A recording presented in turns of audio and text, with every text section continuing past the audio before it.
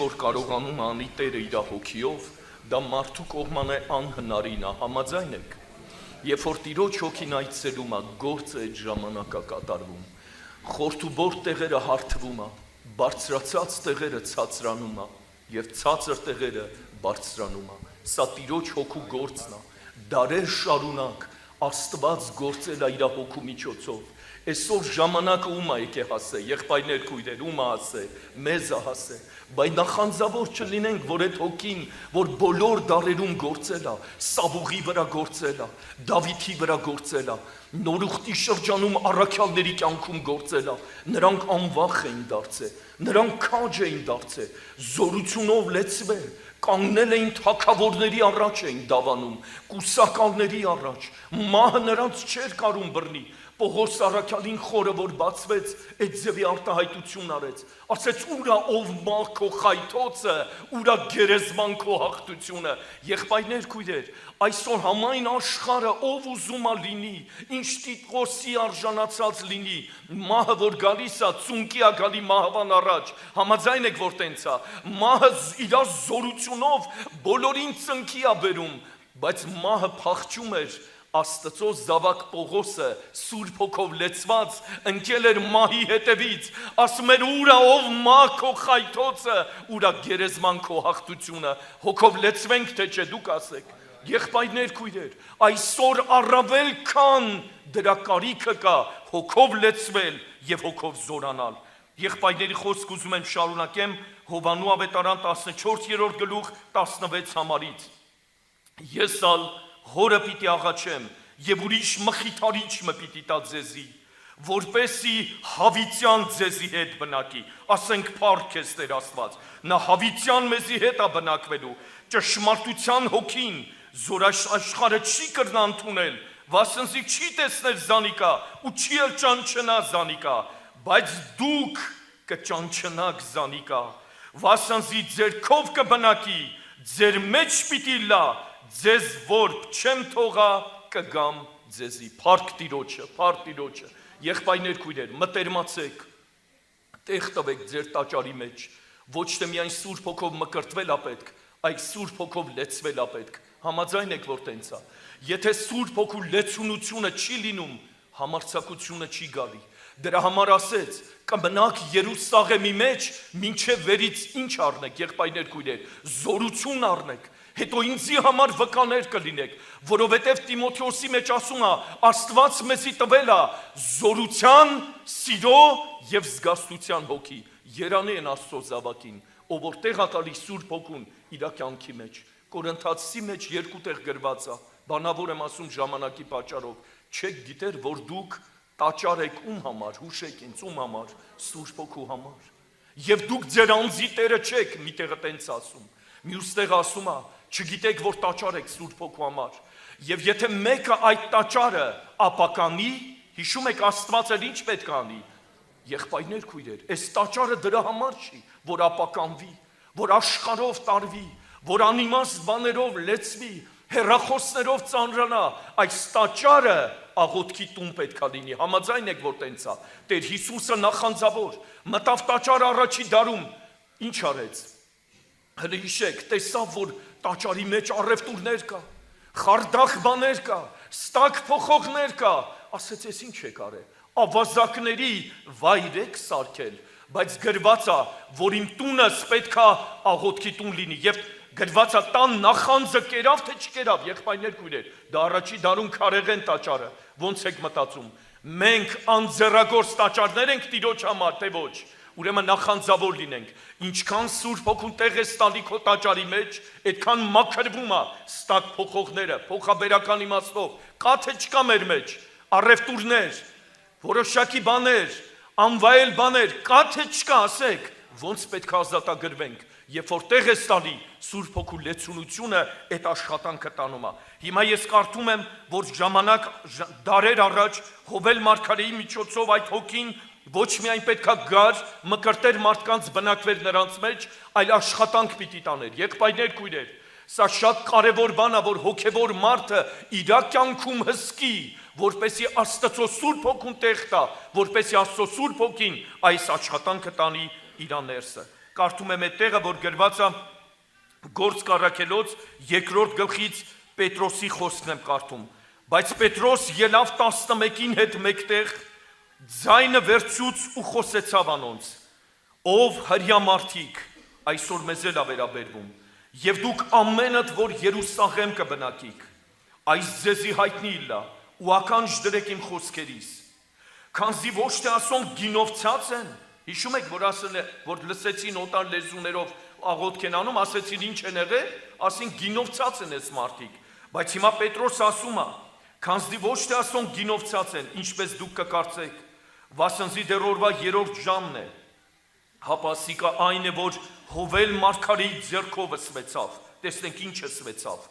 Աստծո Սուրբ Հոգու գործը մարդու կյանքում այսպես պետք է լինի, եւ պիտի լա, որ վերջին օրերը կսի Աստված, իմ հոգիս ամեն մարմնի վրա պիտի թափեմ, ու ձեր տղաքը, ձեր աղջիկները, ու շատի լսեք, եղբայրներ քույրեր, մի հոգու պարապ չի թողում, գործը Սուրբ Հոգու պետք է կատարվի, իմ հոգիս ամեն մարմնի վրա պիտի թափեմ, ու գործը պիտի գնա, ձեր տղաքը, ձեր աղջիկները պիտի մարգարյանան, լինի սա, թե չլինի եկեղեցու մեջ, այո լինի, որտև Տիրոջ խոսքով է, ձեր երիտասարդները տեսիլք պիտի տեսնեն, ձեր ծերերը երազներ պիտի տեսնեն, իմ ծառաներուս վրա, իմ աղախիններուս վրայալ, այն օրերը իմ հոգիս պիտի թափեմ,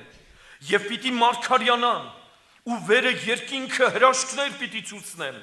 վարը երկիրը նշաններ պիտի ցուցնեմ, արյուն, կրակ, ծուխի մառախուղ, արևը խավարի պիտի դառնա, լուսինը արյունի, դեռ Տիրոջը մեծ ու երևելի օրը չեկած, եւ 21 համար ասում է, ու պիտի ըլլա, որ ամեն ով որ Տիրոջ անունը կանչե, պիտի փրկվի։ Եղբայրներ քույրեր, մի բան եմ պատմում իմ կյանքից, տարիներ առաջ դժվարության մեջ էինք, ապրում էինք Վարձով միտեղ, տարածքից էլ հեռու, երեխաները փոքր,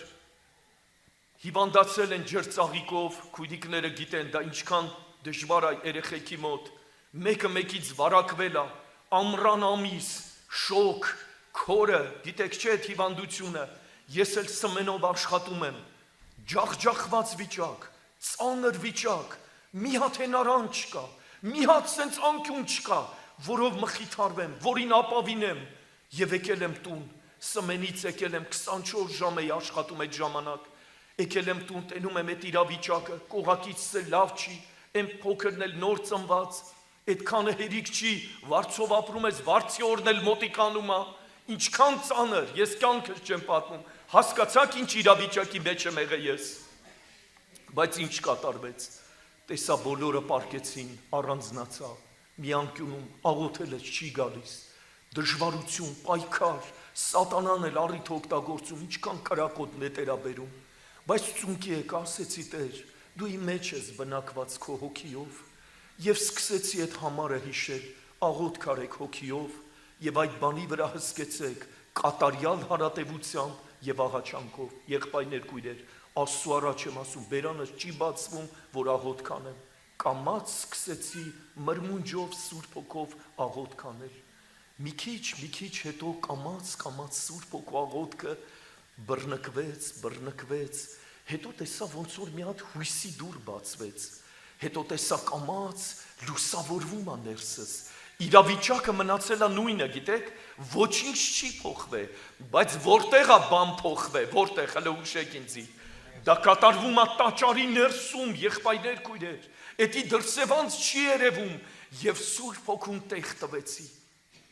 եւ եկավ, կատարվեց Հռոմայցի մեջի գրված այդ խոսքը, որ Սուրբ Հոգին միաբանվում է մեր հոգի հետ, եւ չգիտենք ինչ եւ ինչպես պիտի աղոթք անենք, Հռոմայցիս 8-րդ գլուխ, բայց Հոգին Սուրբ գիտի, եւ անբարբար հառաչանքներով ինչ անում, հիշում եք, բարեխոսություն անում, մեկ էլ մի որոշ ժամանակ հետո տեսա Սուրբ Հոգու կրակը բռնկվեց, եղբայրներ քույրեր հիմա հողակտական աղոթք չի գնում, հոգրակը գետերը խոստացյալ բխում է, ես տեսա որ պակասը նրա մեջ էր, որ Սուրբ Հոգուն տեղ չի տվել, եւ բոցավառվեց այդ կրակը, հիմա նախանձները չի շարժում մի քիչ, Բոլորը ժպիտով նայում եք, որովհետև Տիրոջ հոգու գործն է պատմվում, ավետարանի խոսքը կատարվեց, բոցավառվեց կրակը Սուրբ Հոգու եւ մարդկային բոլոր օտար կրակները սկսեցին մարեն։ Կատարվի այսօր դա մեր կյանքի մեջ թե ոչ։ Կարդում եմ Հայտնություն 21-րդ գլխից, պատրաստում ենք աղոթքով գանք Տիրոջ առաջ։ Հայտնություն 21-րդ գլուխ 3-րդ խոսքից կարդում եմ.